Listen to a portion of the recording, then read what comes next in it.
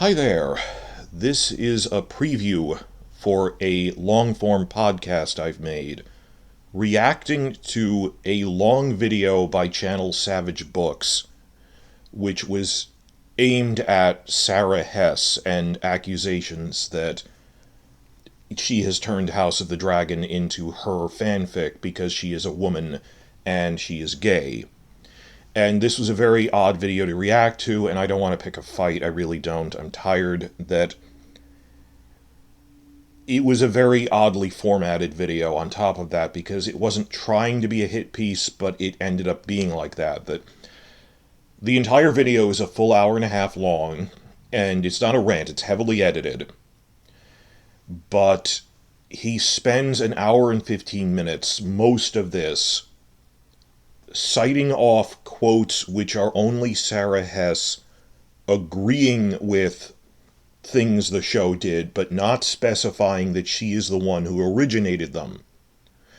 And after spending an hour and 15 minutes or so saying all of this, and he presents it as fact, that here's another thing Sara did, even though it's like killing Rhea Royce is something that Ryan Condal specifically said was his idea. At the end, 15 minutes before the end, he does admit Hess could not have done this as one person. And Ryan Condal was there and other writers, but he says it in such a way, and I want you to judge it for yourself, that I couldn't tell, are you blaming the other writers for not reining in Hess? But again, the whole thing, he keeps stressing, it gives the appearance of research, which is damaging, because you're not citing things that prove these ideas originated with Hess, just that she supports them. So this has no more value than if you cited the directors or the cast members saying, oh, this is an idea we had.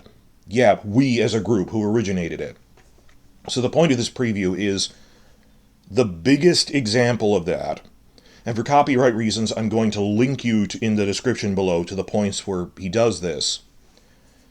21 minutes into the video, he says that examples of Hess's influence can be seen seeping in when Rhaenyra kisses Mysaria in Season 2. That, quote, Hess's background in writing queerness from Orange is the New Black, Queer Women, seeps into the narrative in other ways. And I hope people don't miss my point here, that he isn't saying that as a conditional, like an investigation. He doesn't say, it appears that maybe because Hess wrote Queer Women on another show, this was her influence. He states it as fact. And if you don't watch the way he says it, don't comment on this. I'm telling you, you need to. I'm leaving out the clip for copyright reasons. That 21 minutes in, he says, stated apparently as fact, Hess's queerness led to that.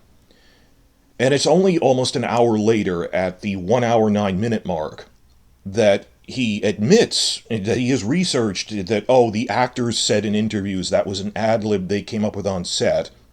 And he fully admits Hess could not possibly have influenced this. It was an ad-lib. But then go back and look at the way he said it 21 minutes in, where you stated this as fact.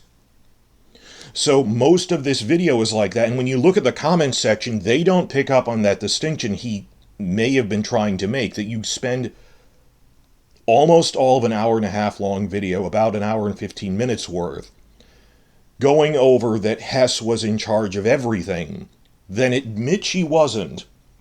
So I'm not sure what he was trying to prove. Structurally, I mean. The formatting of this video is very odd, that it is very well produced, at better production values than I have, and he's talking in a calm voice, as opposed to me, who I cannot speak confidently. I'm tripping over myself here.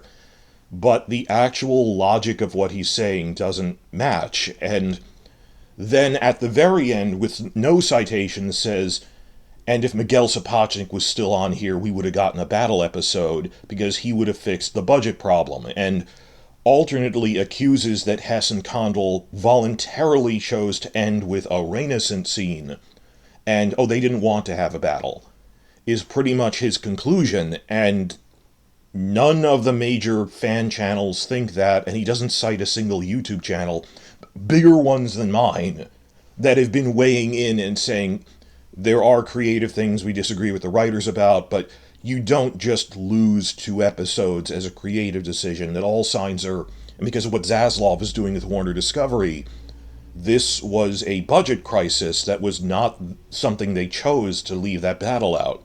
Even if they wanted to push these allegedly feminist agenda, Rhaenyra, Allison things, they wanted that battle. Sara Hess herself is the one who came out and broke ranks and said, this was not our choice, because Condell is willing to toe the party line. But this is a preview that I wanted to draw your attention to the really big, clear example of this. Go to 21 minutes into his video, and then an hour, 9 minutes in, and the links are below, that at the end he admits that was an ad-lib.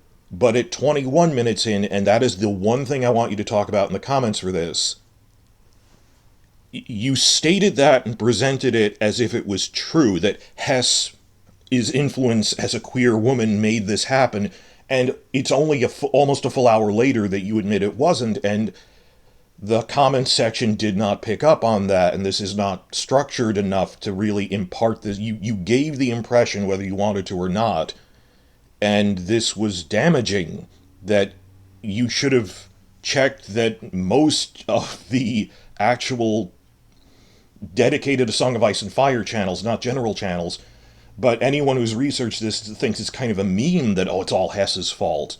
That at least the episode cuts, that was the studio. So I put together an 11 single-spaced page set of notes for a podcast reacting to the things he said in this. I'm not trying to argue, it's just I can't let this go without comment because it misrepresented everything, and I hope he makes an update or something.